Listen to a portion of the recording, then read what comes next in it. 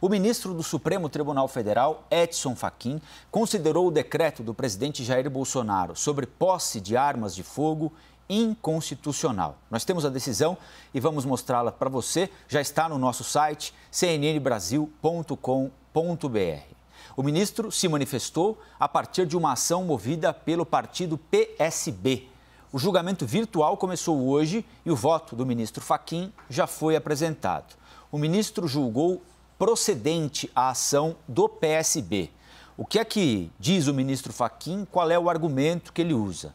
Que a posse de armas de fogo só pode ser autorizada às pessoas que demonstrem concretamente, por razões profissionais ou pessoais, possuírem efetiva necessidade. O Igor Gadelha já está por aqui para a gente analisar o voto do ministro Edson Fachin. Os outros ministros têm de votar também. Esse é um assunto caro ao presidente Jair Bolsonaro, caro à família Bolsonaro, aos aliados ideológicos do presidente da República, à bancada ruralista também, que defende um relaxamento maior para a utilização de armas dentro das suas propriedades, em toda a extensão das fazendas, dos sítios e não só nas sedes.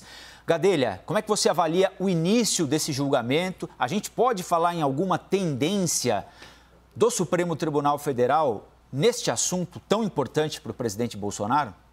Olha, Colombo, é o início do julgamento. O voto do ministro Edson Fachin, que é o relator da ação, ele já era esperado pelo Palácio do Planalto como um voto contrário ao governo. O ministro Edson Fachin já deu algumas posições, tanto públicas quanto em outros votos ao longo de sua trajetória jurídica, contrárias aí à ampliação da posse de armas. O ministro Edson Fachin, nesse voto, ele declara inconstitucional alguns trechos da série de decretos que o presidente Jair Bolsonaro vem editando desde 2019 para tentar flexibilizar a posse de armas aqui no Brasil. O cerne do voto do ministro Edson Fachin é tentar ali limitar a questão da efetiva necessidade. Ao longo desses últimos 2 anos, quase 2 anos e meio de governo do presidente Jair Bolsonaro, o presidente vem editando uma série de decretos para tentar flexibilizar aqueles trechos do Estatuto do Desarmamento que diz que a pessoa pode ter acesso a armas, pode ter a posse de armas, desde que comprovada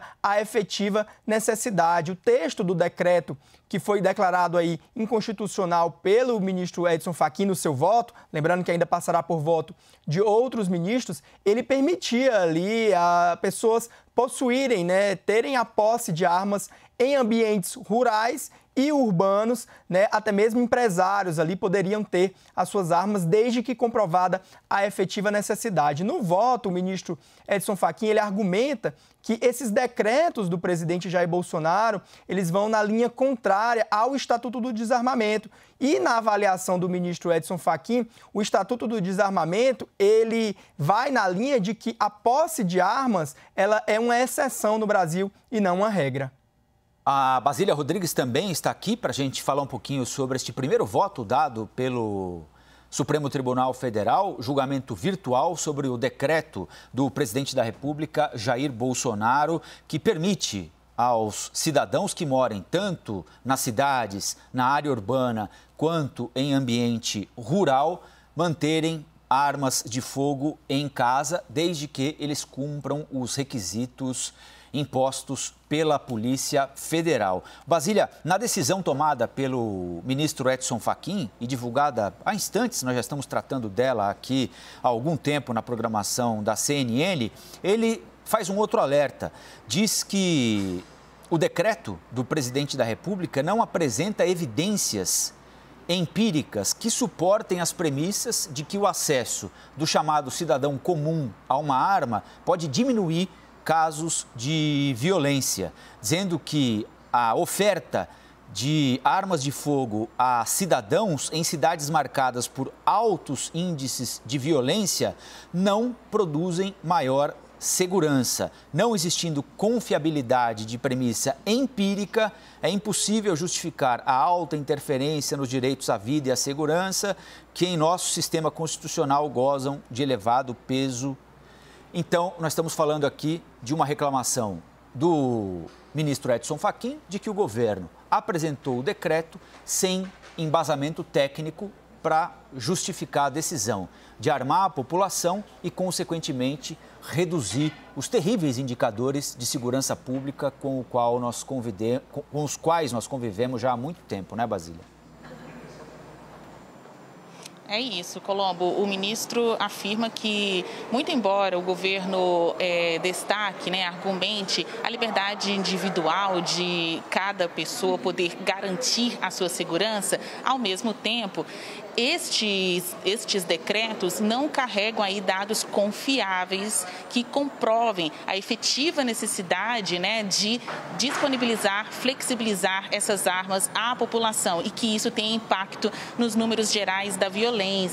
O ministro cita dados do Atlas da Violência de 2020 e afirma: a liberação de armas dessa maneira indiscriminada tende a aumentar a criminalidade e a violência e não diminuir, de acordo com o voto do ministro Edson Fachin, este que foi o primeiro de uma série de votos que nós vamos acompanhar pelo plenário virtual. O STF tem até quinta-feira da próxima semana para poder votar sobre este assunto. Sendo assim, até lá, os ministros vão depositando seus votos nesse tipo de sessão virtual e podem modificar ao longo do caminho. Mas há uma tendência para que a maioria se coloque contra os decretos assinados pelo presidente Jair Bolsonaro.